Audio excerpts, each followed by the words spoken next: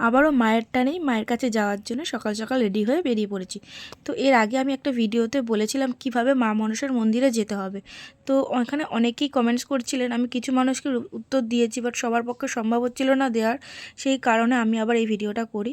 তো দেখো, আমরা কিন্তু শিয়ালদা থেকে মেট্রো ধরে ফুলবাগান নামি, ওখান থেকে ওপরে উঠে ফুলবাগান ওই পথ ধরে বেরিয়ে একদম ডান দিকে সোজা পথ ধরে হেঁটে যেতে হবে।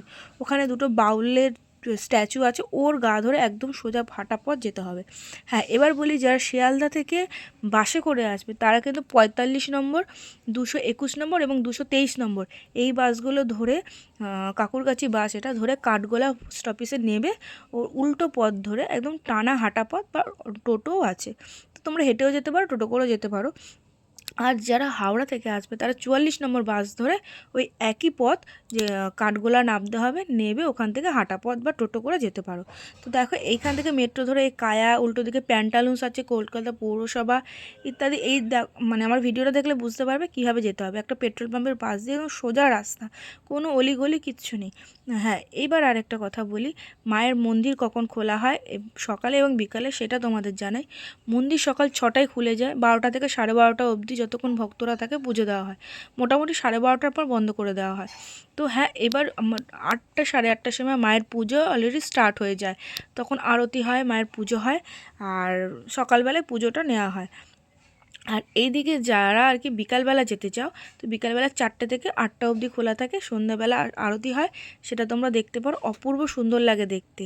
তো তারপর যেটা আর কি মেন কথা, যে হ্যাঁ, সন্ধ্যাবেলা কিন্তু মানে বিকালবেলা কিন্তু পুজো নেয় না, সকালবেলায় পুজো নেওয়া হয়। ওখানেই সব ডালাপত্র যা দরকার তোমরা পেয়ে যাবে। সকালবেলায় পুজো নেওয়া হয়, সকালবেলায় ফুল জল দেওয়া হয়। হ্যাঁ, বিকালবেলা ফুল জল দেওয়া হয়, কিন্তু যে সামানের দরকার হয়, মানে কারো যদি রোগ পীড়া হয় বা নানা রকম সমস্যা তো থাকতে পারে, যার জন্য আর কি মায়ের কাছে যাওয়া, তার জন্য যে সামান দেওয়া হয়, তো সেটা কিন্তু সকালেই দেওয়া হয়। আর যিনি সেবিকা মা আছেন, ওনার সাথে কথা বলে উনি বলে দেন যে কবে আসতে হবে, সেই বুঝে গেলে তখন তোমাকে সামান দেওয়া হয়। আর একটা কথা, এইখানে সব তোমরা ডালা পেয়েই যাবে। ডালায় কিন্তু মিষ্টি দেওয়া হয় না, বাতাসা দেওয়া হয়।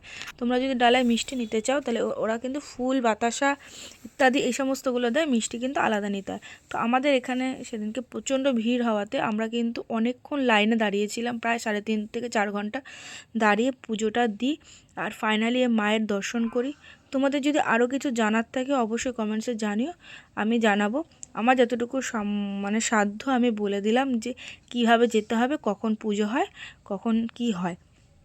আর সামান কিন্তু মায়ের সাথে কথা বলে যখন বলবে, যদি দরকার হয় তবেই দেবে, আর যদি যদি ফুল জলে কাজ হয়ে যায় তাহলে ফুল জলই দেবে।